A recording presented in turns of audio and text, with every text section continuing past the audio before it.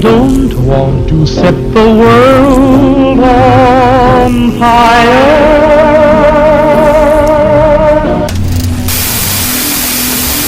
In my heart I have but one desire, and that one is you. Prepare to tune in. To tune in to the past. To tune in to the Electric Eye radio shows. Old time radio.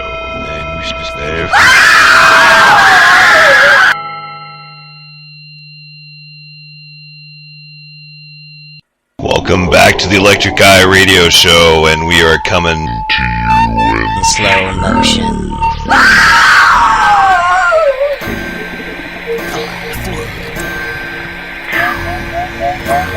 In slow motion.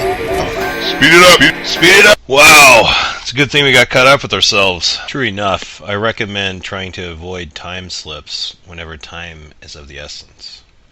But in any case, it has been a while since we have been on the air. It's been maybe since 2014 since the Electric Eye Radio has broadcasted.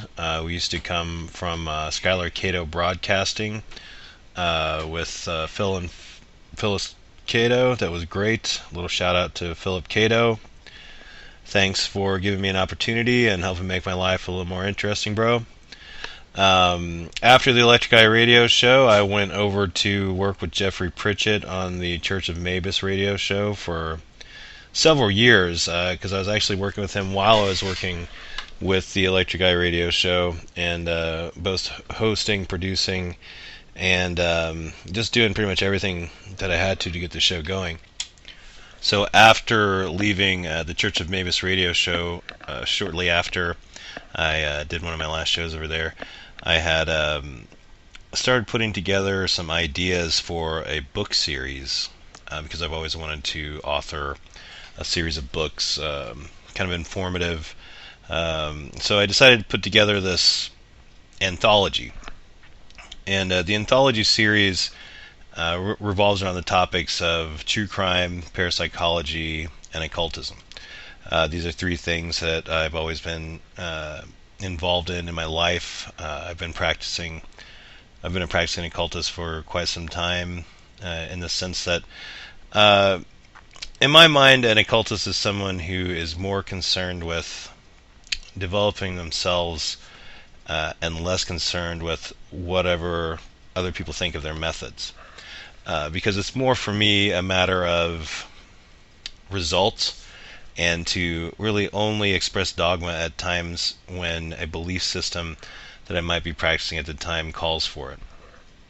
But for the most part, if we think about it, if there's a murder or some type of a terrible crime that occurs somewhere, it really could give birth to paranormal phenomenon, in the sense that, something happened there. There's been a lot of energy that's been released. So it got me thinking that a lot of the places that I have investigated were all related to very real crimes. For instance, I've spent a lot of time at Bobby Mackey's Country Music World, because I think it was probably in 2001 or 2002, something like that. I was watching the Sci-Fi Channel, and they had this show Sightings. And Mitch Pileggi was the host at the time. And they started talking about Bobby Mackey's Country Music World. And I remembered that when I was a kid, we had traveled past there, and because we spent a lot of time traveling around the country, and we had passed by there on several times, because there were a lot of good antiques down there, and my parents were antiques and rug dealers.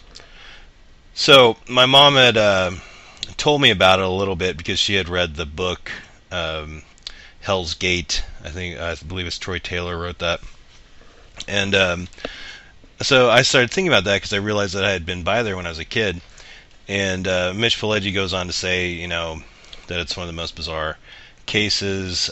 Bobby Mackey's is pretty much a place where anything paranormal that you can imagine that would create paranormal phenomenon has occurred. It's been an Indian burial ground, a ceremonial site, a Civil War fort. There's lots of limestone there. At a period of time, it was a slaughterhouse, also a speakeasy, and a gambling parlor, and then eventually turned into Bobby Mackey's Country Music World, which is a pretty rockin' honky-tonk.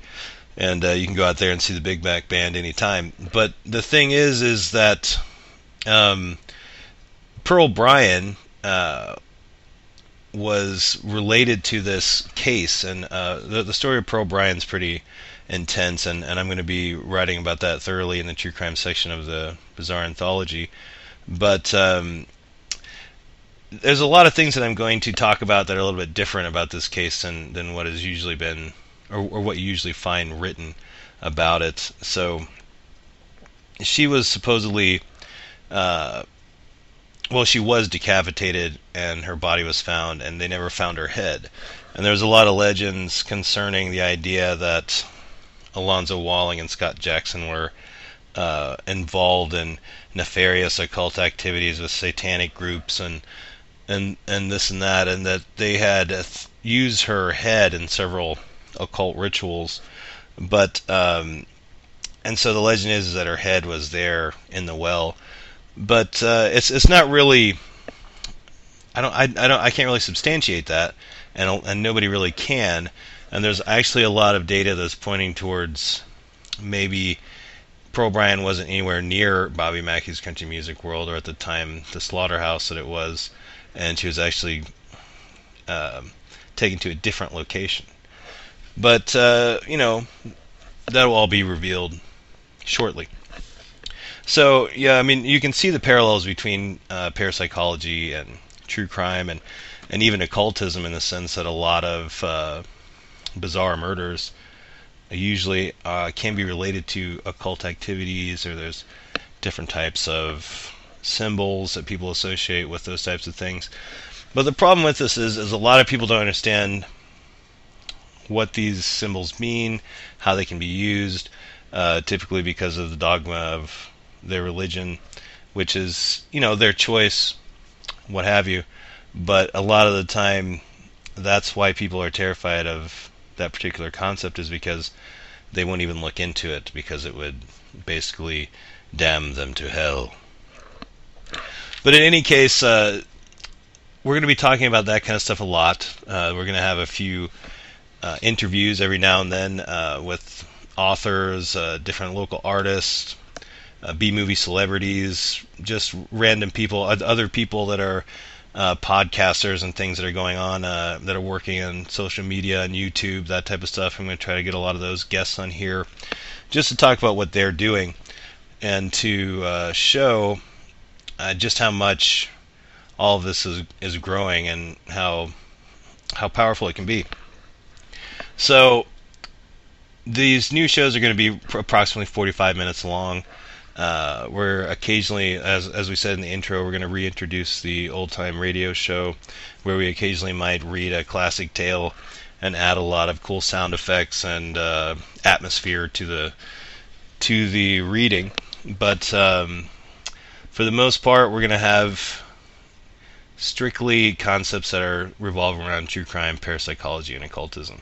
But of course, we're going to pepper it up with a little bit of this and that every now and then, because we're just going to be kind of like a big tent blanket kind of coverage.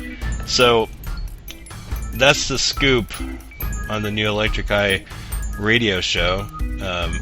I imagine that we'll have probably one show a week, 4 shows a month, of course, then probably drop that on a Thursday, and we'll be able to find it through Spreaker and all types of other social media. And just stay tuned. The show is probably really gonna start producing it in the beginning of September. So this is more or less probably the first Thursday of September is when the first actual show will drop. So this is just kind of like an intro promo. Hey, how you doing? Let's get to know each other. But yeah, so that's that. So I'm going to go ahead and sign off on this. This is Beelzebub Al Hazard with the Electric Eye Radio Show. Stay tuned.